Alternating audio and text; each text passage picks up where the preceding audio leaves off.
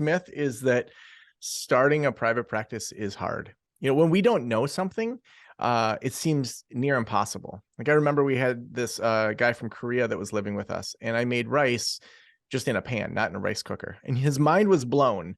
And I said to him, yeah, I've known how to do this for years. And he said something that stuck with me. And he said, it's easy when you know how. To an IT professional, changing out a motherboard on a computer is super simple. To a, automotive tech, changing out brakes is like super easy. Whereas I'm never going to change my brakes because if I do it wrong, like I'm going to kill myself or my kids, And so that idea of, it's easy when you know how. And so starting a private practice to me is so easy. And if you just have those clear steps, you can really impact the world in a different way.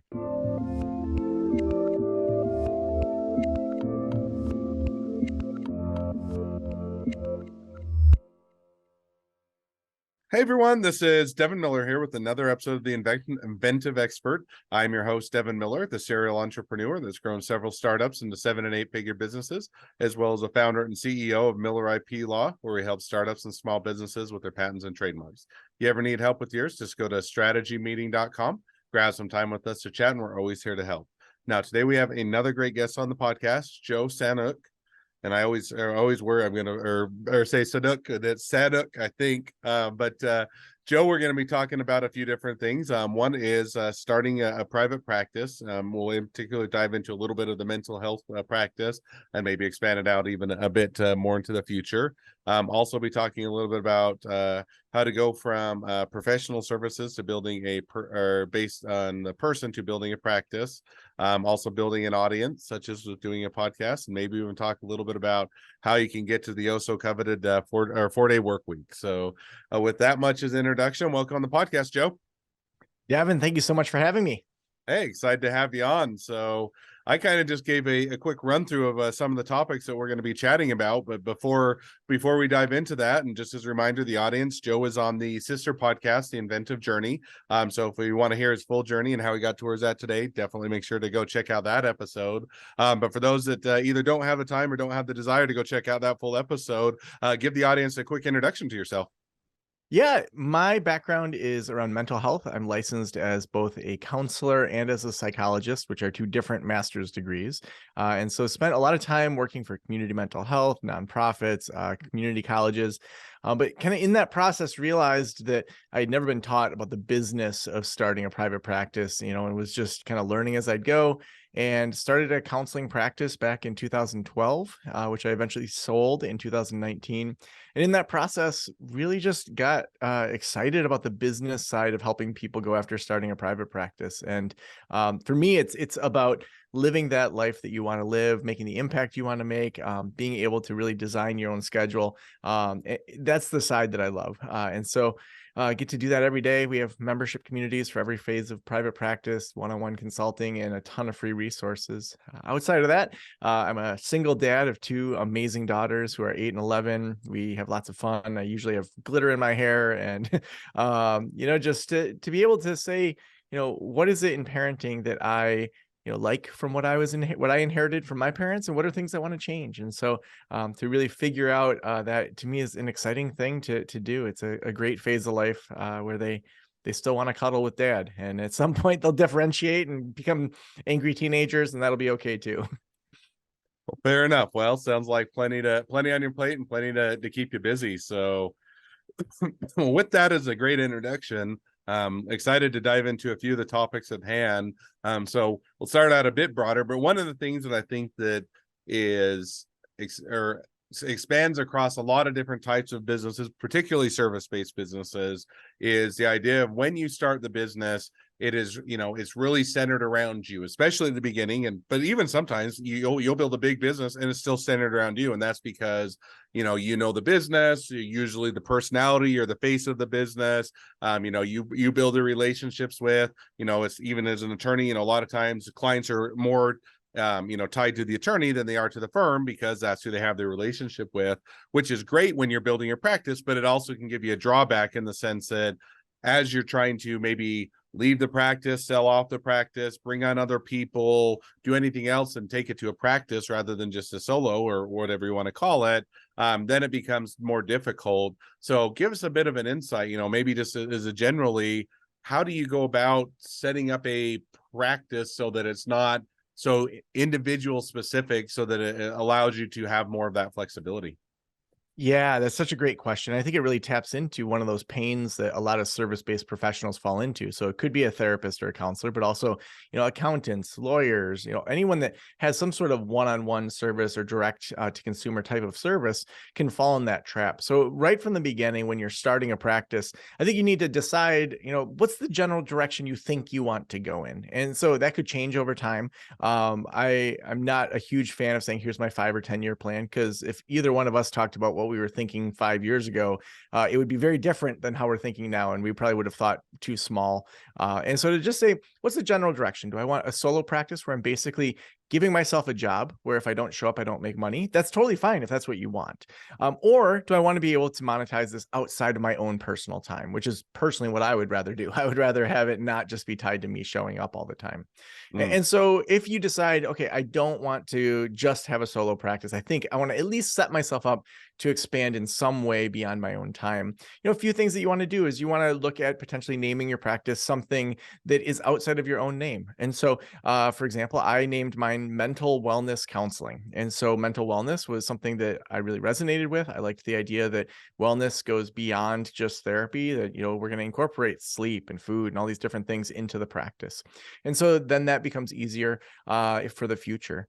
I think also making sure that all the places where you're talking about yourself. And so initially, you're right. You're a solopreneur. You're getting things going. It's the About Me page. It's not the About Us page. But being able to keep track of that. So when you want to start making your first hires, it's a lot easier to switch from me to we.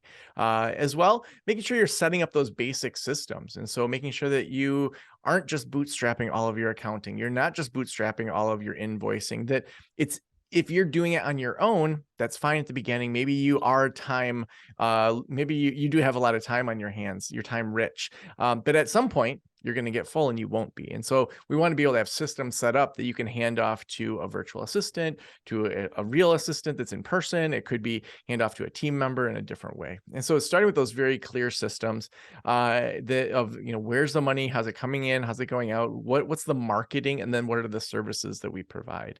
At that point, as you start to get full, most of the time people will wait until they're at that 80 to 90% full. And really, when you're at 60% full, that's where you want to start thinking about adding additional clinicians or practitioners to your private practice. Yeah, makes perfect sense. Now I'll follow up just with maybe a follow-up question, which is and you started to hit on it, but I'd love to dive into it a bit deeper, which is okay, so excuse me for the coughing. You get the private practice set up where accounting is different, maybe secretary or front office is different individuals, or it's a bit more person agnostic, but to some degree you still have the problem of what you're building your practice on is relationships, and that's where it is, because otherwise, if there wasn't a relationship, they're probably not going to stick around with it very long, because there is no reason to stay around.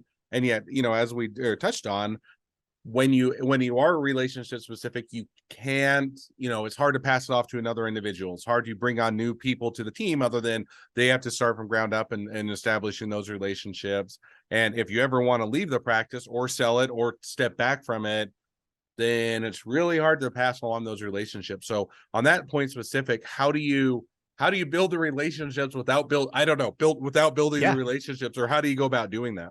Well, I would argue, yes, relationships are important, but that's a lead acquisition approach. And so we want to have relationships. We want to have connections. And the people that you're working with will probably fall into two categories. One will be the people that are never going to leave you. They love, Devin so much that it's like, I want to work with Devin. I don't care your prices. I just love the work that you do.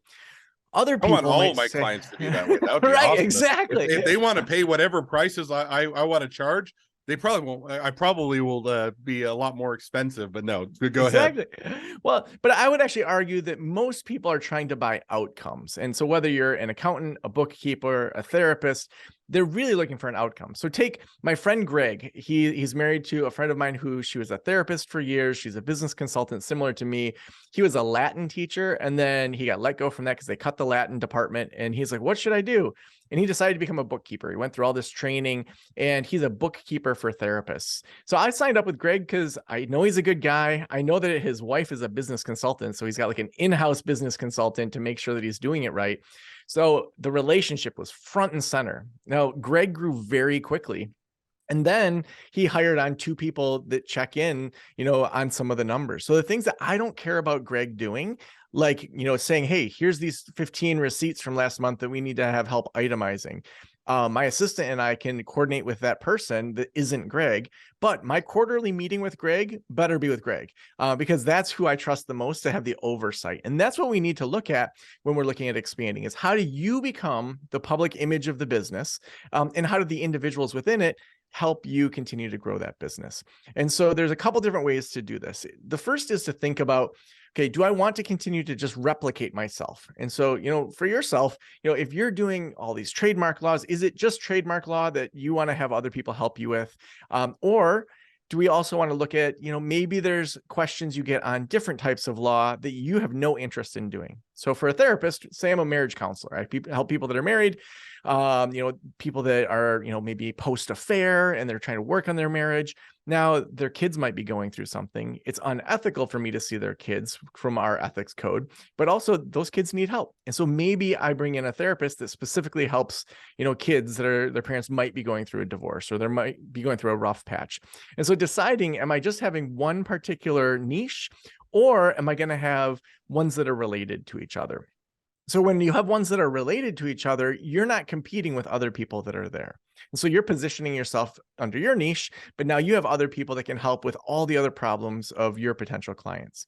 The other thing is, if you end up having the same niche as folks, you as the owner are probably going to be the most appealing person to be seen. So therefore, you should be the most expensive to be seen.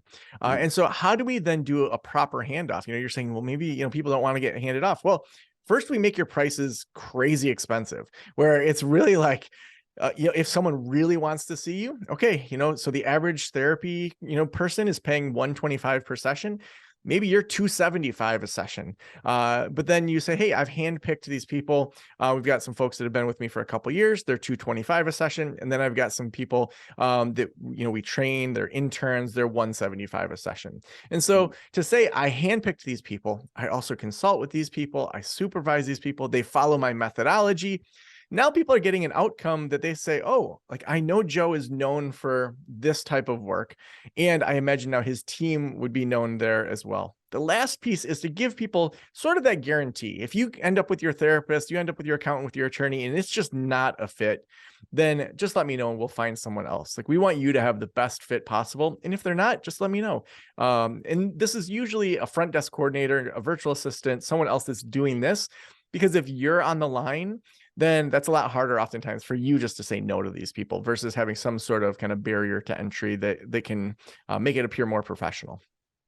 No, and I think that makes sense. And, I don't know that you're able to get away from it entirely, but I do think that, you have to let them know, hey, if you want me, I'm still available, but I'm going to be more expensive. And there are these other great options. And I like how you hit on, hey, sometimes just you don't need to pay for the most expensive person. In other words, similar to almost a law firm, sometimes an associate can do a lot of the work. We'll still supervise them, review it, make sure it's done. But if you really want me to spend all of my time doing it from start to finish, it's going to be a lot more expensive, and the work product's not going to be, any better. You're just going to be paying more money for it. And so I think, but still maintaining those options and providing that information and transparency, I think helps to get that set it up for it. And I don't think you're ever going to get entirely away from it, but I do think, as you pointed, there's a lot of ways that you can you can offset that. Now, one of the things go ahead. One quick kind of also I would say is this points to how infrequently people often are just raising their prices, whether they're a solo practitioner or a group practitioner, that throughout the entire year, you should be testing new prices with new people. And so throughout the year, try going up by $50 to $75 per hour if you're an hourly based person, and see if that more people want to work with you. Then at the end of the year, you can go back to your current clients and say, new people are coming in at $300 an hour. You started the year at $200 an hour. As of January 1st, in an effort to try to realign my clients, I'm going to be moving you up to $250 per hour, or maybe you go all the way up to $300. But then you're continually adding to your prices, which makes it a lot easier when you bring on associates. Mm. No, I think that makes perfect sense. So now let's maybe shift gears just a little bit. And one of the other things that we talked about that you've done a great job is, I think building an audience, and that kind of goes a lot of times hand in glove, right? So you're trying to build a practice, you're trying to bring new people on, and you can do that. If you already have a whole bunch of relationships and all you're doing is looking to maintain that relationships and maybe do a little bit of referrals, that's awesome. But most of the time for businesses, especially if you're looking to build and expand and grow, and even sometimes keep it at the level that you're currently at, because you're going to have attrition. Businesses are going to go out of business. People are going to go other directions. People are going to, if you're in the mental health space, hopefully they get better. They don't need to see you as frequently and all those different things. So you're going to have to be continually building the audience and replenishing it. And so how do you go about, maybe whether it's in the private practice, mental health, or just in general in the services-based businesses, thoughts on how you go about building an audience? Yeah, I think there's kind of two different directions to think about in regards to service-based professionals. On one side, we're looking at client building and things like SEO, networking. Is this just a local-based business? If so, then that's going to be a much different strategy than if you're going more nationwide. And so, looking at really some of the basics when you have more of it could be a state-based business. If you're licensed only in your state, you can only serve people in that state. We're going to be looking at audience building that's based on kind of more traditional things like SEO, networking, connecting.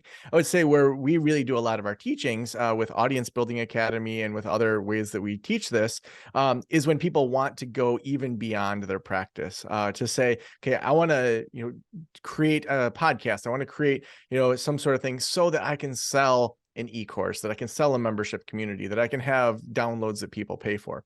So that's where we walk through, first starting with, step one is really defining your niche in the words that people are using in your particular industry.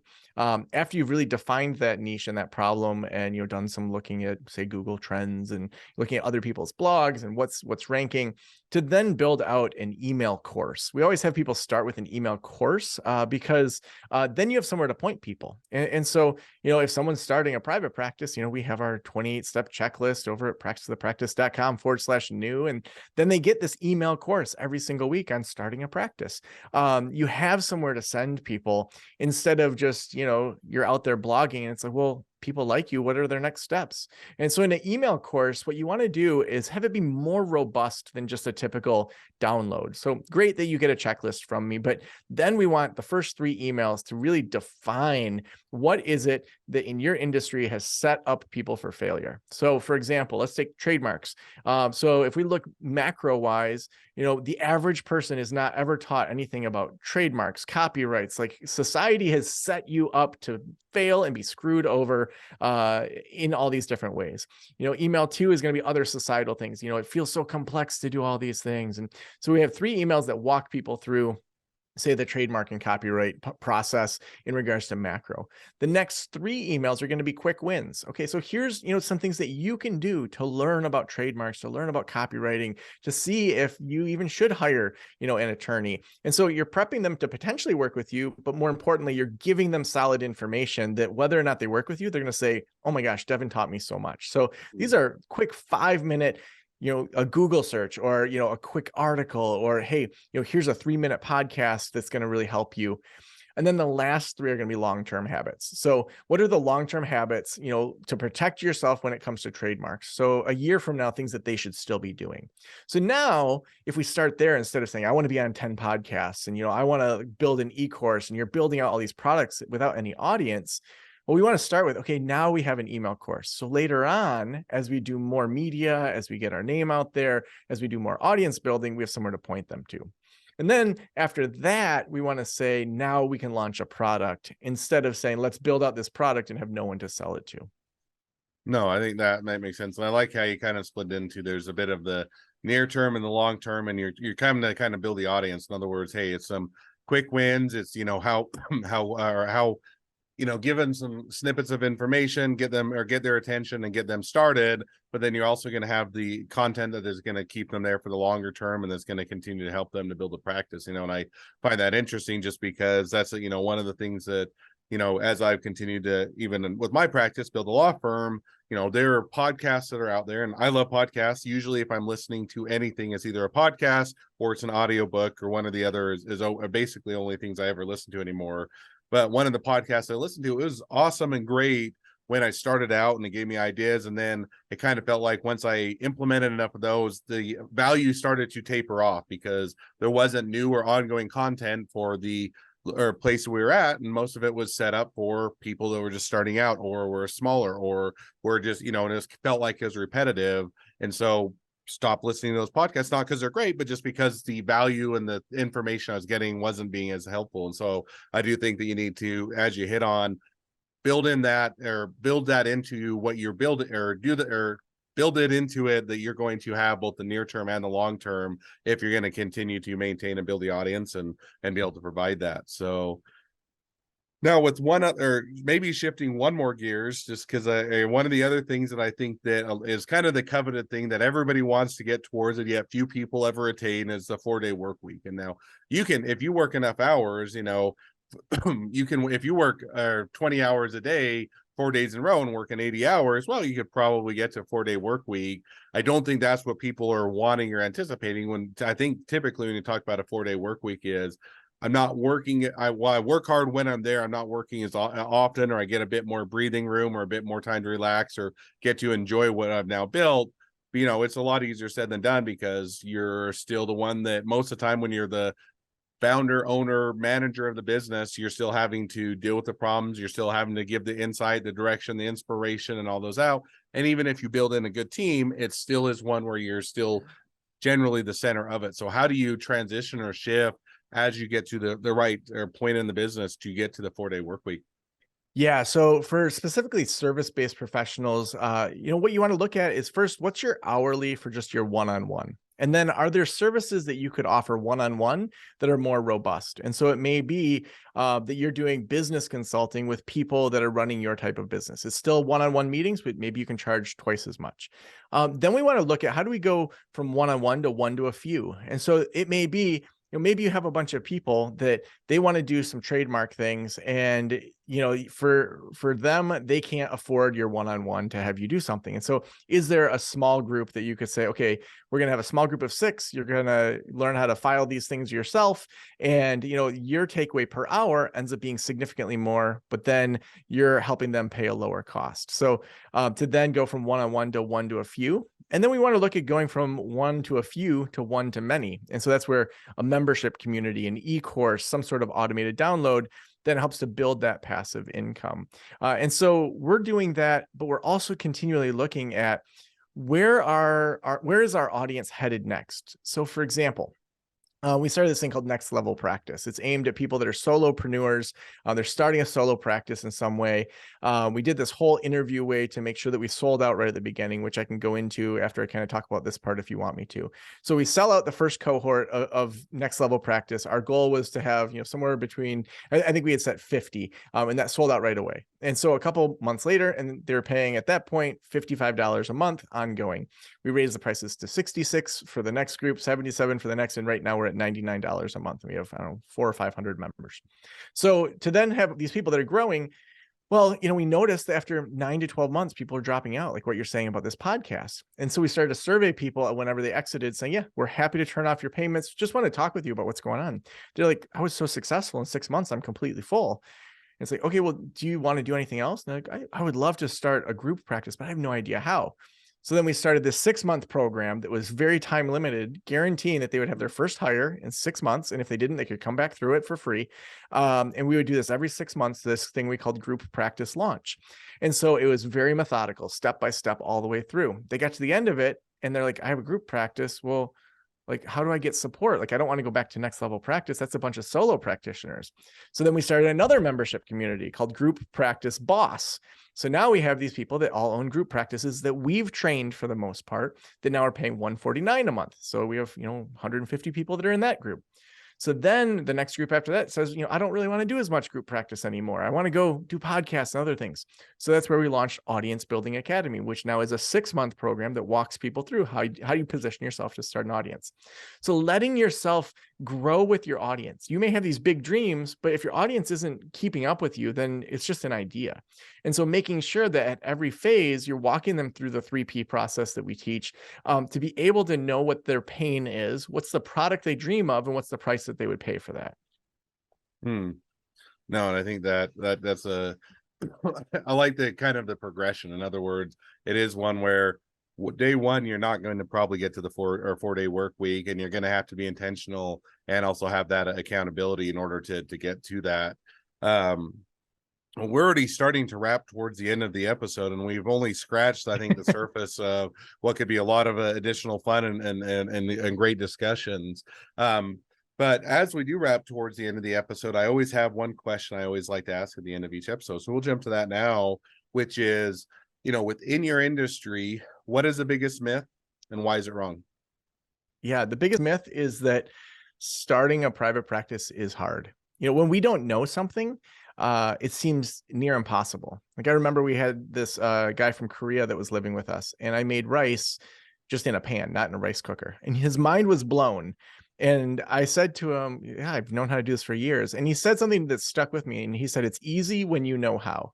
To an IT professional, changing out a motherboard on a computer is super simple. To a, automotive tech, changing out brakes is like super easy. Whereas I'm never going to change my brakes, because if I do it wrong, like I'm going to kill myself or my kids, And so that idea of, it's easy when you know how. And so starting a private practice, to me is so easy. And if you just have those clear steps, you can really impact the world in a different way.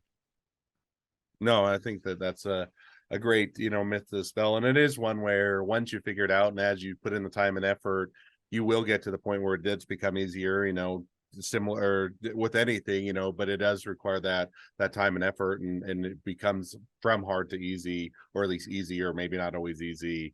Well, awesome. Well, with that, as we wrap up the episode, if people now want to reach out to you, they want to be a customer, they want to be a client, they want to be an employee, they want to be an investor, they want to be your next best friend, any or all of the above, what's the best way to reach out to you, contact you, find out more? Yeah, the very best place to go is practiceofthepractice.com/apply. We have a spot there where you can just enter your information, and then we'll just do a conversation to figure out what the best next steps are. Totally free. We'll just get some information from you to direct you in the place where we would say you should spend your time and your money if you're looking to grow.